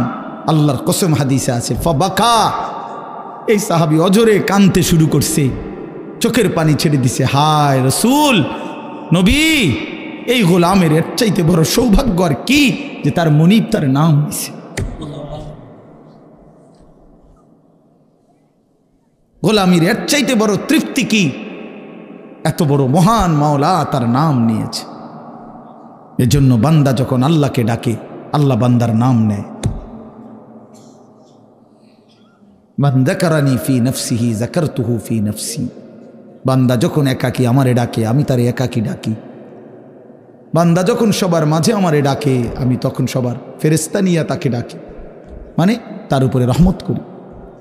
এজন্য ইনশাআল্লাহ আমরা প্রত্যেকেই নামাজ পড়বো তো ইনশাআল্লাহ, আল্লাহর হুকুম মানে গুনাহ ছেড়ে দেন, বেপরদিগি বেহায়াপনা হারাম উপার্জন ছেড়ে দেন ইনশাআল্লাহ। আজকে ইত্তেহাদুল উলামা এই পরিষদ আলহামদুলিল্লাহ মানবতার কল্যাণ সারা দেশ নিয়ে ভাবতেছে, আল্লাহ তাদেরকে সর্বোচ্চ বিনিময় দান করেন। উত্তরবঙ্গে বাপ আমি দিনাজপুর জেলায় 40 দিন একটানা দাওয়াত ও তাবলীগের সফরে ছিলাম, যখন দেখছি অনেক করুণ অবস্থা, যে প্রতিনিয়ত সেখানে খ্রিস্টান মিশনারিরা মুসলমানদেরকে খ্রিস্টান বানানোর ষড়যন্ত্রে প্রকাশ্যে কাজ করছে। কাদিয়ানিরা মুসলমানদেরকে কাদিয়ানি বানাবার জন্য প্রকাশ্যে কাজ করছে, অথচ খ্রিস্টানরাও কাফের, কাদিয়ানিরাও কাফের, 100 কাফের, 100। কাদিয়ানিরা কয়শো কাফের? আবার বলেন কয়শো কাফের? 100 কাফের, 100 খাতমে নবুয়তকে যে অস্বীকার করে, রাসূলুল্লাহ সাল্লাল্লাহু আলাইহি সাল্লাম শেষ নবী, এই কথার উপরে এক বিন্দু যে ব্যাখ্যা করে সে বেঈমান। ভিন্ন কোনো ব্যাখ্যা নাই। তিনি শেষ নবী, তিনি আখিরি নবী, তিনি খাতামুন নবিয়্যিন। বলেন আলহামদুলিল্লাহ। এই মিশনারিরা, কাদিয়ানিরা এই সামান্য একটু প্রলোভনে ঈমান নষ্ট করে দিচ্ছে। এই জন্য আলহামদুলিল্লাহ তাদের জন্য যদি আপনারা কাজ করেন, এরপরে সারা দেশের বঞ্চিত মানবতার জন্য কাজ করেন, নিজেদের ইসলাহের জন্য, আলহামদুলিল্লাহ ওনারা ইউনিয়নে ইসলাহি মাহফিল করে বারবার 3 মাসে 2 মাসে। আমিও তো অনেকগুলোতে গেছি আলহামদুলিল্লাহ। আমি ইনশাআল্লাহ আমি এখনও স্বীকার করি যে আমি ওনাদের সদস্য। ইনশাআল্লাহ আল্লাহ তাআলা যেন আমাদের এই নবীনগর, দক্ষিণ মুরাদনগর, উত্তর ইত্তেহাদুল উলামা পরিষদ আল্লাহ যেন কায়েম করে দেয়। আজকে মাহবুব ভাই, আলাউদ্দিন ভাই ওনারা বললেন, অনেকেই এই প্যান্ডেল সহ মাহফিল সব কিছুতে সহযোগিতা করছেন। যারাই সহযোগিতা করছেন আল্লাহ আপনাদেরকে উত্তম বিনিময় দান করেন। অনেক যুবক ভাই বলতেছেন যে যুবকরা খুব উৎসাহের সাথে খেদমত করছে, সহযোগিতা করছে। আমিও দিল থেকে দোয়া করি আল্লাহ তাআলা প্রতিটা নওজোয়ানকে হিম্মত দান করেন। এই জন্য যুবক ভাই তোমরা ইনশাআল্লাহ কল্যাণের কাজে আগায় আসো, নেকের কাজে আগায় আসো। আগামীর পতাকা কালেমার তোমাদের হাতেই উঠবে ইনশাআল্লাহ। সম্ভাবনাময়, অসীম সম্ভাবনা। আমরা হতাশ না, খুব ভালো অবস্থা। সারা দেশে মুসলিম যুবকরা ব্যাপকভাবে এখন মাহফিলে বয়ান শুনে, এটা ভালো লক্ষণ। ইনশাআল্লাহ দেখবেন বদলায় যাবে ইনশাআল্লাহ। গুনাতে তৃপ্তি নাই, ফুলাইন মোবাইল টিপতে টিপতে মোবাইলের কোডই শেষ, ওনার ভাল লাগে না। আমি তো কত ছেলে দেখছি কয় যে হুজুর আর ভাল লাগে না, গুনার মধ্যে সুখ নেই। এই জন্য ইনশাআল্লাহ এই মাহফিলটা আমরা চেষ্টা করব সামনের দিনেও যেন সুন্দরভাবে আরো বর্ণাঢ্য আয়োজনে ব্যবস্থা হয়, ঠিক আছে না ইনশাআল্লাহ। আল্লাহ তাআলা এই মাহফিল কবুল করেন। এখানে অনেক মুরব্বীরা আছেন, শ্রদ্ধাভাজন ব্যক্তিরা আছেন, আল্লাহ তাআলা সবাইকে উত্তম বিনিময় দান করেন। পরম শ্রদ্ধেয় জনাব আব্দুল হক পীর সাহেব, আল্লাহ তাআলা তাকে হায়াতে তৈয়বা আফিয়া দান করেন। ইত্তেহাদুল উলামা পরিষদের সমস্ত সদস্য, শুভানুধ্যায়ী, হিতাকাঙ্ক্ষী, আল্লাহ সবাইকে কবুল করেন, মঞ্জুর করেন, আমিন। সুবহানাল্লাহি বিহামদিহি। আলহামদুলিল্লাহ। হযরত তখন যাবত মূল্যবান আলোচনা করছেন। হযরত কিছুক্ষণের মধ্যে আমাদেরকে দোয়া দিবেন। আমরা একজনও উঠবো না, সকলের জন্য মেহমানদারের ব্যবস্থা আছে। আমরা একজন উঠবো না, সকলের জন্য। যুবকরা অনেক কষ্ট করে আপনাদের জন্য মেহমানদারের ব্যবস্থা করছে, মেহমানদারে দিবেন। আহাদ ইয়া আইয়াতুহান নাফসুল মুতমাইন্নাহ ইরজিই ইলা রাব্বিকি রাদিয়াতাম মারদিয়াহ فادخلي في عبادي وادخلي جنتي صدق الله مولانا العظيم وقال نبينا صلى الله عليه وسلم الكيس من دان نفسه وعمل لما بعد الموت والعاجز من أتبع نفسه هواها وتمنى على الله اللهم صل على محمد وعلى آل محمد كما صليت على إبراهيم وعلى آل إبراهيم إنك حميد مجيد اللهم بارك على محمد وعلى آل محمد كما باركت على إبراهيم وعلى آل إبراهيم إنك حميد مجيد سبحانك لا علم لنا إلا ما علمتنا إنك أنت العليم الحكيم الحمد لله আল্লাহ পাক রব্বুল ইজ্জত সুল জালাল ওয়াল ইকরামের ফজল কারাম, রব্বুল আলামিনের অপরিসীম ইহসান, মেহেরবানি, দয়া, আল্লাহ তাআলা আমাদেরকে আজ 11 ডিসেম্বর 2024 রোজ বুধবার নবীনগর দক্ষিণ ও মুরাদনগর উত্তর ইত্তেহাদুল উলামা পরিষদ এর উদ্যোগে আজকের এই তৃতীয় বার্ষিক ইসলামী মহাসম্মেলনে আল্লাহ তাআলাই আমাদেরকে আসবার বসবার, আল্লাহর জন্যই জমা হওয়ার তৌফিক দান করেছেন। এজন্য আমরা সকলেই বলি আলহামদুলিল্লাহ। সকলের কাছেই বিনীত অনুরোধ, অল্প কিছুক্ষণ সময় জায়গাটা যেটুকু ছিল এটুকু তো আলহামদুলিল্লাহ আপনারা সুন্দরভাবে বসছেন, কিছু ভাই কষ্ট করে দাঁড়ায়েই আছে। তো আমরা সবাই মিলেই অল্প একটু সময়, রাত্রি একদম কম হয় নাই, এই জন্য আমি অনুরোধ করছি আমরা সবাই মনোযোগ দিয়ে আন্তরিকতা নিয়ে, বিশেষ করে হাতে ধরা মোবাইলটা রেকর্ড না করলে ভালো। ভাই আমার কথাটা শুনো, ছেলেরা যারা এই হাতে ধরা মোবাইল নামায় ফেলে, এমনি ভালো হবে। আমাদের দিকে তাকাইয়া মোবাইলটা বন্ধ রাইখা 1 ঘন্টা ইনশাআল্লাহ এই অল্প একটু সময় আমরা আল্লাহর কিছু কথা শুনি মনোযোগ দিয়ে, ভালো হবে। এজন্য সবাই মিলে অনুরোধ করছি, এটা আমি আদেশ করলাম। যে যাদের হাতে মোবাইল রেকর্ড করার জন্য এরকম উঠাইছিল, এগুলা সব নামায় ফেলো ভাই। আর যদি কেউ কথা মানতে রাজি না হয়, সে চলে গেলে ভালো, সে উঠে চলে গেলে ভালো, 2-4 জন ফালতু শ্রোতা না হইলেও চলবে। এই জন্য দয়া করে আমি অনুরোধ করলাম, এটা বললাম শক্তভাবে।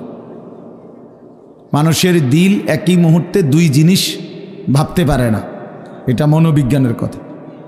মানুষের অন্তর একসাথে 2 জিনিস ভাবে না। এই জন্য হাতে যখন মোবাইল থাকে তো দিলের মধ্যে ভাবনা থাকে মোবাইলকে নিয়ে, যে এটার মধ্যে ঠিকমতো উঠতেছে কিনা, রেকর্ড হচ্ছে কিনা, ইত্যাদি ইত্যাদি। ফলে আর নিজের জন্য কিছু গ্রহণ করা হয় না, মোবাইলের জন্য নেওয়া হয়, নিজের জন্য নেওয়া মূলত মাকসাদ কিন্তু নিজের জন্য। এই মাহফিল, এই প্যান্ডেল, এই সব কিছু অনেক কষ্টের আয়োজন। একটা মাহফিলের ওই যে আপনি কি বাংলা বুঝতেছেন? এই ফালতু একটা অপদার্থ মানুষ, কি বুঝছে না? 100 বার বুঝছে, কেন বুঝবে না? কেন? বাংলা কথা তো বুঝার কথা। এখন ভাল লাগছে, এখন যে ধমক খাইল। এই জন্য একটা ইন্তেজামের মধ্যে অনেক কষ্ট, অনেক মানুষের আমি দেখছি ছেলেরা আসছি যে এখন অস্থির ছেলেরা, পাগল, মাশাআল্লাহ, কি পরিমাণ দৌড়াদৌড়ি ছুটাছুটি করতেছে, কষ্ট করতেছে। তাহলে এই বিশাল প্যান্ডেল, এতটা সুন্দর পোস্টার, মাইক, হ্যান্ডবিল, আপনাদের এই সুন্দর আশা, সব কিছুর পিছনে অনেক মেহনত। একটা মাহফিলের ইন্তজাম করতে মাথার ঘাম পায়ে পড়ে। 10 টাকা, 50 টাকা, 100 টাকা, 20 টাকা, 1000 টাকা এভাবে জমা করে তারপরে মাহফিলটা হয়। তাহলে অনেক। আমার মাদ্রাসায় 14 তারিখ মানে এই শনিবারে মাহফিল। আমার যে ক্যান্টনমেন্টের কাছে আমাদের যে মাদ্রাসা, আমার উস্তাদরা আজকে 14 দিনের মতো, প্রায় 2 সপ্তাহ হয়েছে, বড় ছাত্র এবং উস্তাদরা সারা দিন রাত মাহফিলের কাজে করে। আমি করে কিরে বাইরে, এটা কী কাম করো তুমি? শেষে হয় না, অনেক কাজ, বাস্তবিক অর্থেই অনেক কাজ। ছেলেদের, বড় ছেলেদের জান শেষ একদম। উস্তাদরাও খুব কষ্ট করতেছে। তাহলে বোঝা গেল একটা মাহফিলের ইন্তজামে অনেক ফিকির করতে হয়, অনেক অনেক। একজন বক্তা দাওয়াত দেওয়া, ঠিকমতো আনা। এই যে আমাদের পরম শ্রদ্ধেয় শেখ হারুন ইজহার দামাত বারাকাতুহুল্লাহ আলী, অসুস্থ, তিনি অনেক পেরেশানি করতে হয়েছে। তাইলে এরকম মনে করেন সবাইকে মিলায়া আনা, গোলায়া আনা অনেক কষ্টকর। তাইলে প্রিয় ভাই, এই সবটার মাকসাদ আমাদের নিজেদের বিবেক জাগানো, দিল জাগানো। আমাদের দিলের মধ্যে যদি কোনো অনুভূতি না আসে, নিজের মধ্যে যদি কোনো ফিকিরে না আসে, সামান্যতম যদি ঘুমন্ত বিবেক জাগ্রত না হয়, তো এই কষ্টের ইন্তেজামের ফায়দা কি? কিছু বুট খাইলাম, বাদাম খাইলাম, কয়টা চটপটি খাইলাম, কিছুক্ষণ ঘোরাফেরা করলাম, এতে কি ফায়দা? এই বুট, বাদাম, চটপটি তো পৃথিবীতে প্রতিদিনই থাকে ভাইয়া। এই জন্য দয়া করে মনোযোগ দিলে ভালো, আন্তরিকতা নিয়ে আল্লাহর কথা শুনলে বরকত হয়, দিলের মধ্যে অনুভূতি হয়।